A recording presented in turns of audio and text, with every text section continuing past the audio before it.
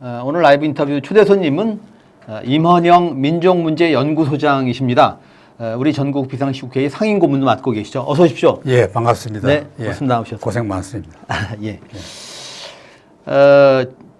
저희가 이제 이 광고 문구를 만들면서 그동안 하신 발언을 제가 좀 이렇게 찾아보니까 그런 얘기가 있길래 국가 정체성 훼손하는 윤석열 정권 이렇게 달았습니다만은 오늘 아침에 어느 신문에 보니까 이종석 전 통일부 장관은 국가 기강을 어지럽히는 정부다 이런 얘기를 하셨더라고요. 상당히 점잖게 하네요. 네. 예, 장관 출신이라서 점잖게 한 겁니다. 예. 사실은 의학적으로 따지면은 정체성을 훼손하는 정도가 아니라 세워진 국가 정체성을 허무는 거죠. 완전히 허물고 이 나라를 그냥 이 멸망의 길로 이끄는 그런 어떤 역할을 한다고 봐야 되죠. 예. 어쩌다 그런 정권이 들어섰습니다. 이번 총선이 더 중요해지는 그런 배경이기도 합니다만. 그런데 임 소장님은 사회운동가이시기도 하고 작가, 또 언론인, 교육자, 문학평론가 여러 이제 활동을 하셨는데 너무 직업이 많으니까 다 시원찮아요. 스스로는 자신의 정체성을 어떻게 규정하십니까? 저는 이제 문학평론가입니다. 문학평론가로 거기에 대해서는 저는 어디 가도 자신 있고 뭐 누구에게도 지지 않고 잘한다고 생각하는데 그 외엔 다 이제 좀 얼치기죠. 근데 이제 워낙 시국이 이렇게 어지러우니까 이런 나 같은 힘이라도 보태야 되겠다. 비록 늙었지만은 그런 뜻에서 지금 열심히 하고 있습니다. 알겠습니다. 그런데 그 주연 활동 중에 하나가 2003년부터 31년째 민족문제연구소장을 지금 맡고 계신 거죠? 그리고 2009년에 그 유명한 친일 인명사전을 편찬하셨습니다. 아신 대로 윤석열 정부의 국방부가 홍범도 장군 흉상 철거를 추진한 데 이어서 최근에는 군 장병 정신교육 교재를 발간했는데 거기에 독도를 분쟁지역으로 기술했습니다. 그런가 하면 국가보훈부는 1월에 독립운동가로 이승만 전 대통령을 선정했고 이 전 대통령을 국가 영웅으로 기리는 그런 작업을 추진하고 있습니다. 이런 친일한 관점에서 윤 정부를 어떻게 평가하십니까? 이거요. 당군 이래 국가 최고 책임자로서 옛날에 왕이었죠. 그 뒤에 이제 이승만 때부터 이승만 대통령. 어떤 대통령도 그동안에 친일파 대통령도 많았지만은 어떤 대통령도 대통령 입장에서 대통령이 주체가 되어서 이런 우리 민족사, 민족 주체성의 정체성을 훼손하는 대통령은 하나도 없었어요. 역대 왕대도. 심지어는 몽골의 사위였다는 나라까지도 이렇게 하진 않았어요. 왕이 직접. 밑에 신하들이 나빠가지고 이렇게 한 거지. 우리가 일제 식민시대 강제 조약도 보면은 신하들이 해가지고 임금 모르게 한 거 아닙니까? 왕 모르게. 그런 거지. 대통령 정책으로 지금 나서가지고 떳떳하게 이래 한 적이 없고 이래서 이건 어떻게 보면은 이건 참 국민들이 이런 이제는 윤석열 개인의 문제가 아니고 이걸 지지하는 국민들이 문제라고 봐요, 나는. 어떻게 이렇게 지지하도록 만들었느냐. 가장 큰 책임자는 언론에 있다고 봐요. 언론 얘기를 하기에 앞서서 말씀이죠. 근데 검사밖에 해본 일이 없는 사람이 누가 입력을 했기에 저런 말하자면 역사관이랄까 민족권을 갖게 됐는지 그게 궁금합니다. 뭐 뉴라이트인가요? 뉴라이트라고 하기에도 좀 부끄러운 뭐 그런 이름조차도 저는 부끄럽다고 봐요. 그야말로 매국 세력이죠. 매국 세력이고 반민족, 반역사 단순하게 그냥 국토만 훼손하는 게 아니라 우리 민족 정통사, 독립운동사 전체를 훼손하고 그건 우리 민족사를 부인하는 겁니다. 그럼 우리가 살아야 될 국토, 헌법이 보장하는 가장 중요한 국토를 훼손했죠. 그다음 민족의 정체성을 훼손해버렸죠. 그러면 우리 역사 전체를 부인하는 게 돼요. 굉장히 무식한 거죠. 용감이라는 말이 해당 안 됩니다. 이럴 때는 용감이라는 말이 쓰면 안 돼요. 네. 이거는 너무 모른다. 네. 는 생각. 그래서 이거는 우리나라의 이 관료 제도 자체가 문제가 있다. 네. 관료들이 무슨 시험을 어떻게 했고, 그 사람들이 학교 다닐 때 뭘 배웠고, 학교 다닐 때, 나와서는 뭘 공부했고, 사회생활 하면서는 술 마시면서 무슨 얘기를 했을까? 이걸 이제 유추해 봐요. 유추해 보면은 자기 주변 친구 중에 한 번도 민족사를 얘기하거나, 독립운동사의 중요성을 말하거나, 민주주의를 말한 적이 없다는 걸 반증하는 게 됩니다. 네. 그러니까 검찰 관료들도 문제지만은 이 정권에 참여하고 있는 직업적인 관료들도 그렇죠. 역시 그런 문제를 안고 있다. 전 관료와 네. 그런 관료 체제를 만들어 온 국가 체제 전체가 네. 그야말로 맹성을 해야 되는 그런 위기가 온 것 같습니다. 네. 이런 맥락에서 친일 청산이 왜 이렇게 어렵다고 보십니까? 그건 어렵습니다. 흔히들 친일 청산 가면 간단한 줄 아는데 그 친일이라는 개념이요. 친일파, 일본에 친했다 그 정도가 아닙니다. 이거는 일본에 친했다는 말은 지금 일본하고 친하면 어때요? 그건 고정할 만한 일이죠. 네. 그 당시 일본의 친일파들이 숭상했던 친일파 천황은 천황을 받던 겁니다. 그 천황은 군국주의 천황이에요. 네. 군국주의 천황은 뭐냐? 제국주의 철학을 그대로 되어 있었던 거고, 그것은 부익부 빈익빈하는 부자 위주, 군벌 위주, 힘 위주, 이게 인권 탄압, 인권이라는 말도 없을 때입니다. 인권이라는 말 못 만들 때예요. 그런 이데올로기를 숭상한 사람들입니다. 그래서 민주주의라는 말 자체가 없을 때예요. 그런 정치. 그래서 아무리 일본이 물러가도 우리나라가 독립해도 자기들은 그런 나라를 만들고 싶은 거죠. 그래서 그래 생각해야 친일이라는 개념이 확실히 서고 네. 또 그게 지금 얼마나 무섭다는 걸 우리가 국민들이 알아야 되는데 그 잘 몰라요. 친일 가면 그 뭐 옛날 얘기다 하는데 옛날 얘기 아닙니다. 네. 그러니까 친일이라는 개념의 구성 요소가 아주 다양한 거군요. 그렇죠. 예. 네. 그리고 남민족 분단, 우리나라 분단돼도 좋다. 우리만이라도 그냥 일본과 미국의 식민지가 되더라도 우리끼리 잘 살자. 이런 생각을 가진 거. 이게 다 그야말로 친일파의 그 정신 핵. 네. 그죠. 그 핵을 알아야만이 친일의 개념이 풀립니다. 그럼 얼마나 청산이 어렵겠어요. 네. 예. 윤 정부 얘기 좀 더 해보겠습니다. 예. 윤 정부에 대해서 어떤 인식을 갖고 계신지 조금 이제 내비치셨습니다만은 임 소장님은 윤 정부를 설명하는 키워드를 한 3개만 꼽아주신다면 세 개 있어요. 뭘 꼽으시겠습니까? 첫째는 이 정권은 보통 사람들의 구성체가 아니다. 네. 말하자면 인간이냐 아니냐는 걸 물어봐야 됩니다. 인간으로서는 도저히 할 수 없는 집단의 행위예요. 모든 게. 이번에도 보니까 그 이재명 대표 테러 맞은 걸 얘기하고 하니까 박수치고 그랬다고. 그런 사람이 있었다고 하더군요. 네. 하잖아요. 그러면은 단순하게 그 집단의 문제만이 아니고 그걸 좋아하는, 추종하는 집단 전체가 과연 인간인가? 결국은 이태원 참사 났을 때도 또 세월호 시위한 데 가서 옆에서 통닭 먹고 하던 거하고 똑같은 생각 아닙니까? 네. 말하자면 인간, 그야말로 사단 칠정을 가진 인간으로서 할 수 없는 일을 얼마든지 할 수 있는 인간들이다. 그래서 인간이냐는 걸 물어라. 그리고 인간이 아닌 집단이다 하는 걸 네. 저는 첫 번째 키워드고. 두 번째는 우리 민족이 아니다. 네. 우리 같은 피가 아니에요. 유전 인자가 다른 겁니다. 다르지 않고 저럴 수가 없어요. 그렇게 우리 민족을 무시하고 일본과 미국은 좋아하고 그럴 수가 없습니다. 세 번째는 뭐냐? 이런 인자는 안 변한다. 마치 강서구 구청장 선거 뒤에 막 사람들이 또 변한다 하니까 여론조사하니까 딱 막 올라간 것처럼 그 엉터리로 만들었겠지만은 그랬거든요.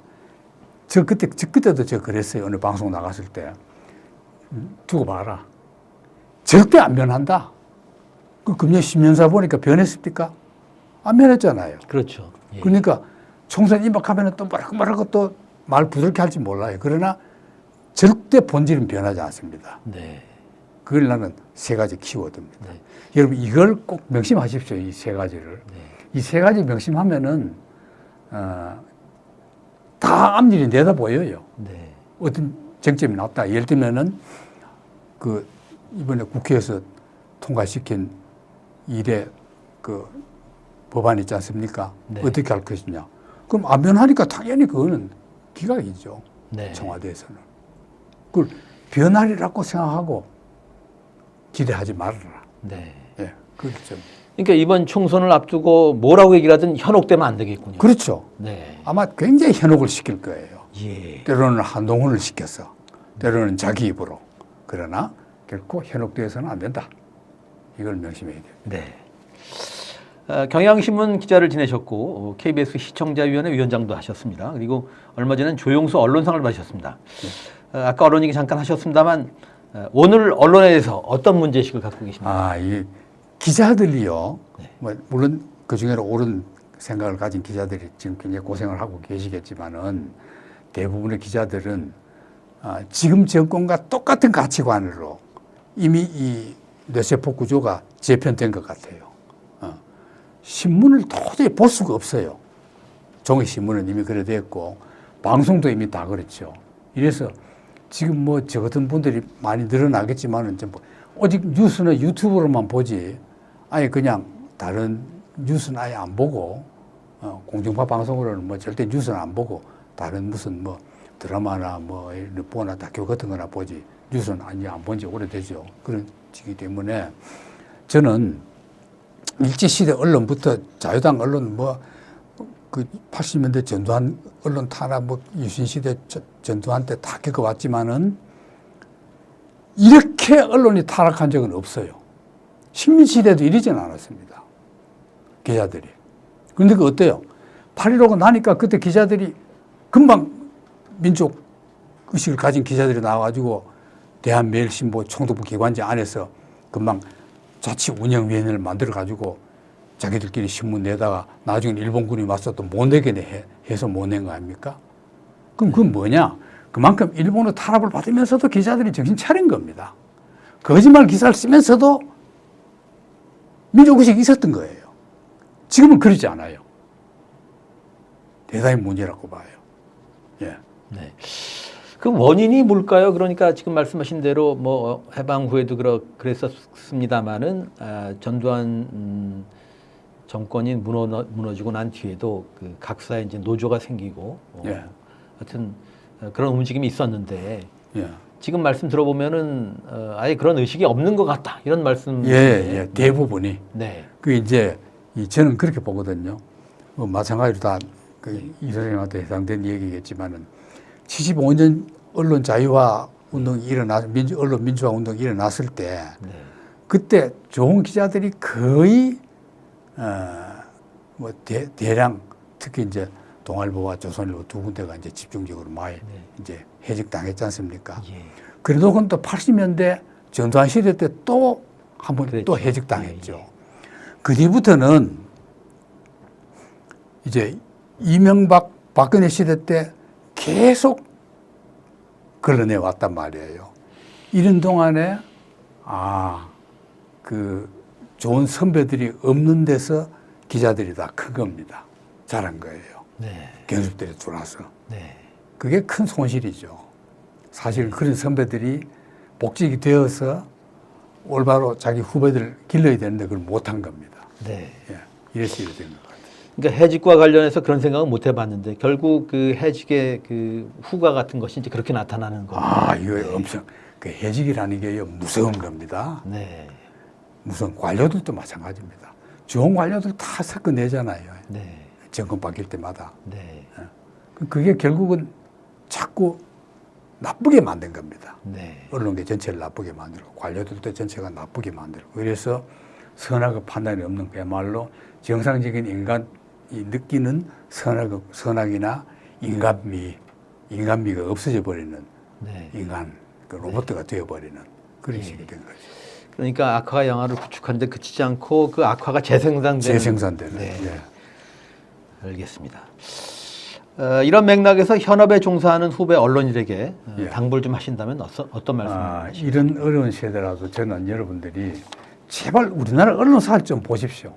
식민시대 때 우리 선배들이, 여러분 선배들이 얼마나 그 어려움 속에서도 그야말로 생명 위험을 무릅쓰고 언론 그 민족 의식을 고양식하기 위해서 싸웠던가.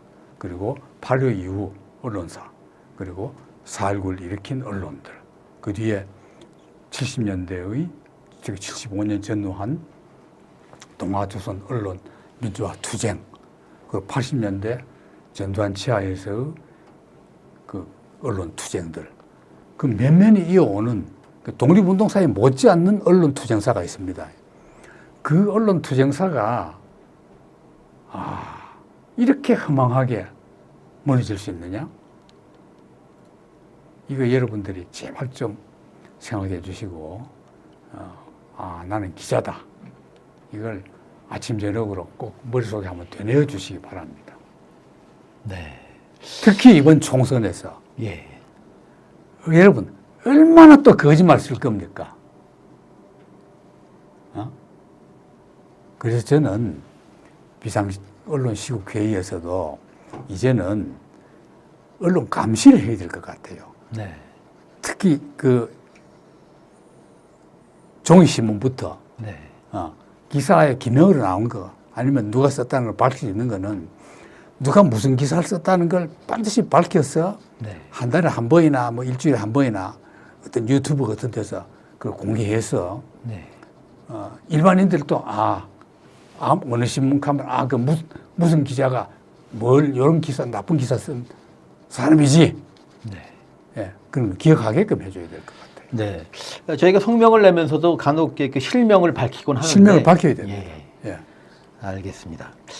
그런데 또 임 선배님은 여러 차례 옥고를 이제 치르셨는데 제가 이제 찾아보니까 1974년 보안사가 조작한 문인 및 지식인 간첩단 사건으로 옥고를 치르셨고 79년에도 난민전 사건으로 또 옥고를 치르신 거로 합니다. 예. 과거 인터뷰를 통해서 국가보안법에 대해서 이렇게 말씀하신 걸 봤습니다.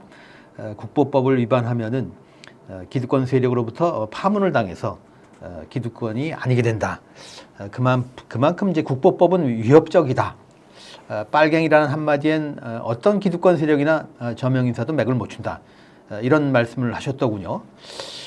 그런가 하면 제가 오늘 민들레 기사를 보니까 이제 그 보도 지침 그 사건 당시에 이제 그 기자들도 국보법을 걸었더라고요. 그렇죠. 예. 그래서 이 국보법 문제, 국보법 폐지 문제 어떻게 풀어야 합니까? 이건 뭐 지금 이 윤석열 정권 밑에서는 네. 도저히 그 해결할 수 없다고 저는 보고 네. 그래서 이제 저는 그런 중요한 여러 가지가 있지만은 현재 언론인들이 혹은 국민 다수가 할 일은 어쨌거나 내년 총선을 올해죠. 올해가 됐습니다. 그렇죠. 미안합니다. 올 2024년 100일도 안 남았습니다. 총선을 어쨌거나 그 윤석열 정권의 조이는데 심판하는데 거기에 초점을 두고 그 뒤에 그야말로 압도적인 다수를 국회가 차지했을 때 그때는 이제 여러 법 문제를 국회의원들이 어차피 법은 국회에서 다 하니까요. 국회에서 뭘 하면은 뭐 설사 청와대에서 뭐 비토를 하더라도 국회에서는 다 수정까지는 할 수 있으니까 그래서 그 하는 게 좋을 것 같아서 저는 총선에 집중해 줘야 된다고 생각합니다. 그렇게 국보법이라는 건요, 말이 나는 김에 관련시켜서 말씀드리면은 지금 이제 윤석열 정권이 뭐 윤석열뿐이 아닙니다. 이승만부터 박정희, 전두환 그 박근혜까지 쭉 해왔던 그 보수 정권들이 했던 그 이 작태는 뻔해요. 딱 첫째는 뭐냐? 빨갱이 그 뒤집어 씌우는 거. 다 빨갱이였어요. 심지어는 그 참 재미있는 일들이 국민들이 잘 여러분들이 의식 못해서 그런데 우리나라 역사를 면밀히 보면요. 심지어는 그 신익희까지도 간첩으로 몰랐고 이승만이 세상에 상해 임정 그 인사했던 신익희가 독립투사였던 신익희가 그 어떻게 간첩으로 몰아요? 뭐 어디 외국 갔다가 인도에서 뭐 어디 사람 만나가지고 뭐 어떻게 했다가 결국 나중에 흐지부지 됐죠. 하도 엉터리 없으니까 안 되니까 했죠. 그런 식으로 야당을 몰아대는데 그 대표적인 예가 이제 김대중 전 대통령 같은 분이죠. 그렇죠. 예. 그러고 뭐 지금 보면은 김대중, 노무현, 문재인 새 민주당 출신 대통령을 다 간첩해놨고. 네. 뭐 지금 이제 이 유튜브 같은 데서 뭐 공연하게 다 하지 않습니까? 이런 게 어떻게 위법이 아닙니까? 이런 거짓말이. 그런 거짓말을 허용해주는 검찰이나 법원은 어느 나라, 어느 독재국가 검찰이고 법원입니까? 민주국가에서 생사람을 다 간첩해놨고 만드는. 저도 간첩으로 몰려가 지역을 살았지만. 네.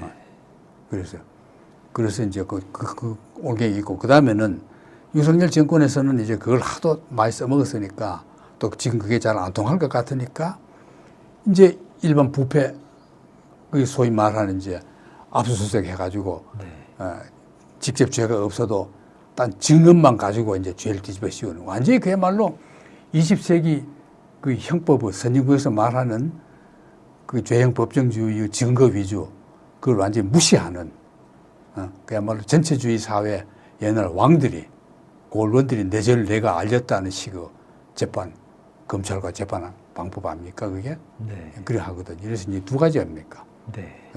부패했다고 쓰이고 부패는 누가 했습니까? 그러니까 소위 카르텔이라는 용어가 이제 그런 의도로 쓰는 거죠. 예. 그러니까 이제 이제 범죄의 소굴이 딱 한데 아니 정작 범죄의 소굴이 어느 집단입니까? 네. 국민들이 보기에. 사실 윤 정권이야말로 카르텔 정권 아닙니까? 검찰 그렇죠. 카르텔 정권이죠. 예. 그건 뭐 그 집안 자체가 전부 카르텔인데 네. 카르텔로만 이루어진 집안 아닙니까? 그런데 그런 걸 놔두고 그 없는 죄를 가지고 이게 참 국민들이 눈을 뜰 수밖에 없어요. 그래서 저는 아무리 우리 현명한 국민 다수가 열심히 촛불 들고 투쟁을 해줘도 속는 국민이 많으면은 민주화가 안 된다. 네. 이게 제 신념이에요. 제발 속지 말길 바랍니다. 네. 그러니까 지난 대선 때는 속았지만 예. 네, 이번 총선에서는 절대 속을 수 없다. 그러니까 이제 꼭 이래야 말해요. 흔히 이제 낙관적으로 본 사람들은 지난번에 그 이명박 박근혜 때 속았으니까 이제는 안 속겠지. 근데 윤석열 때 또 속았죠. 그럼 이제는 안 속겠지 하는데 또 속아요. 근데 제발 그렇게 거듭 2번 이상 속으면은 상대를 비판하지 말고 여러분이 바보라고 생각하세요. 여러분 죄라고. 네. 예. 예. 알겠습니다. 오늘 대한민국의 가장 큰 과제로 임 소장님 무엇을 꼽으시겠습니까? 또 그 과제에 대한 나름의 해법을 또 좀 소개를 해주신다면 어떤 말씀이세요? 이게요. 사실 이제 제일 크게 보면은 평화입니다. 네. 평화, 평화, 남북부가 아니라 그 우리 민족문제연구소의 그 가장 큰 과업이 흔히 국민들이 친일파 정상 아니냐 그러는데 그게 아닙니다. 친일파 정상 우리가 하는 이유는 동아시아 평화 정착입니다. 동아시아. 우리나라만 평화로워서 안 돼요. 중국도 평화로워야 되고 일본도 평화로워야 됩니다. 동아시아 3국이 다 평화로워야 돼요. 그럼 우리도 EU처럼 같은 돈 쓰고 얼마든지 평화롭게 잘 살 수 있거든요. 돈도 더 잘 벌고 다 부자 되고 장사도 잘 되고 무역도 잘 되고. 근데 그걸 자꾸 못하게 한단 말이에요. 누가 미국이 못하게 하거든. 그럼 대통령이 그걸 막아야 되는데 대통령이 도로 거기 편성해서 도로 우리나라 대기업들도 수출을 못하게 만들잖아요. 지금. 네. 도로 대통령이라는 작자가 대기업들한테 수출도 못하게 만들어 놓고는 뭐 경제 문제가 어떻고 뭐 말하잖아요. 이래서 동아시아 평화 정착 이게 중요하다. 가장 중요합니다. 평화가 있고 우리가 잘 사는 거지. 아무리 잘 살고 돈 잘 벌어도 사업이 잘 돼도 전쟁 나면 여러분 어때요? 하루 쉬면 끝나는데. 네. 그래서 그 동아시아 평화 정착이 첫째고 그 다음에는 민주화 정착. 두 가지입니다. 그런데 이 두 가지가 다 같은 겁니다. 민주화 정책이 되면은 평화 정책도 되는 거고, 민주화 정책이 안 되면은 평화 정책이 안 되는 거고. 이래서 우리는 우리 국민이 여러분들이 할 수 있는 가장 최소한의 노력으로 우리 역사를 바로잡는 길은 국민이 한 표 찍는 거. 투표만 잘하면 된다. 이게 제일 중요한 거예요. 네. 그러니까 참된 민주정부라면 평화를 추구하지 않을 수 없다. 그렇죠. 이렇게 볼 수 있겠네요. 예. 그러니까 총선 이 캐치프레이스도 전쟁이냐 평화냐 이게 제일 앞서 들어가야 된다고 봐요 나는. 네. 여러분 전쟁하고 싶으냐? 지금 전쟁 나면요 연세 연만한 분들이 흔히 북진 통일 꿈에 사로잡혀가지고 지금 쳐들어가면 뭐 북한 망한다고 이제 맨날 그렇게 얘기하는데 6.25 때하고 다릅니다. 6.25 때는 우리가 피랑 갈 수 있었어요. 상고자에 가면 괜찮았어요. 지금은요, 피랑 갈 수 없는 시대를 맞았습니다. 그걸 알아야 돼요. 공멸인 거죠, 그냥. 예. 남북이 공멸이에요. 네. 6.25는 우리가 그걸 재건하는데 한 20, 30년 걸렸어요. 지금 우리가 공멸하면은 100년 걸릴 겁니다. 이 빌딩, 서울 빌딩 그 많은 거, 그 많은 지하철 시설, 원자력. 그 원자력 터지면 어떻게 할 거예요? 그걸 난 제발 알고 좀, 전쟁이 어떻고 그런 걸 좀 떠들었으면 좋겠어요. 예. 이 가벼운 질문 하나 드려보겠습니다. 예. 평생 가시밭길을 걸으셨는데, 예. 혹시 꽃길을 걷게 해주겠다는 제의를 모처로부터 받으신 적이 있습니까? 있었죠. 예. 네. 그건 정권대마다 다 어떻게만 하면은 어떻게 해준다. 네. 그런 다. 네. 저 같은 고생한 사람들 그런 거 다 있었습니다. 네. 있었지만 그건 이제 제가 우리 같은 사람들한테 속지도 않고 네. 기대도 안 하고 네. 저는 세상 사람들이 보기에는 가시밭길인데 저는 그게 꽃길이에요. 아, 예. 예. 꽃길을 알고 가시밭을 걸으면 됩니다. 네. 저는 행복해요, 지금도. 예. 저는 투쟁하면서도 지금 행복해요. 네. 예. 행복한 만년 보내고 있습니다. 선배님께 표정을 보면은 정말 예. 맑으신 것 같습니다. 그렇죠. 예. 이 마지막 질문인데요. 우리 사회 운동의 원로이신데 대한민국이 이미 맥락으로 말씀하신 것 같습니다만 대한민국이 어떤 사회가 되기를 바라십니까? 마지막 질문입니다. 예. 제발 평화정착. 평화정착 되면 모든 게 해결됩니다. 근데 평화라는 것은 전쟁이 없는 상태가 아닙니다. 독재 정치에서는 평화가 없어요. 빈부격차가 심하면 평화가 있을 수 없습니다.